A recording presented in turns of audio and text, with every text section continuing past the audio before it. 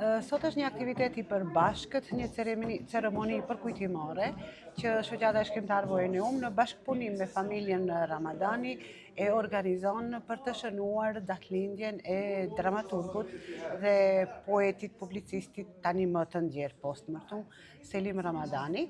i cili ka qenë ndër kuadrët e para të studentëve nga Tetova që është regjistruar në Fakultetin e Arteve në atë kohë në Prishtinë dhe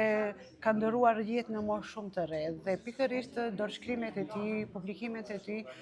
pas gjysmë shekulli gati, pas 47 viteve zbulohen nga familjarët e tij, konkretisht nga motra e tij, nga zonja Hasije Ramadani,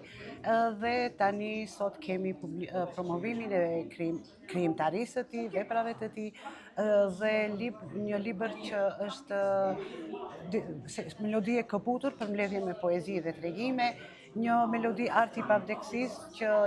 shënon kritika dhe vlerësime për krijimtarinë e Selim Ramadanit dhe një libër promovues, Poezia na bashkoi, që është antologji poetike ku marrin pjesë poetë nga e gjithë hapësira shqiptare dhe sot bëhet promovimi i këtij libri me krijues dhe autor nga Tirana.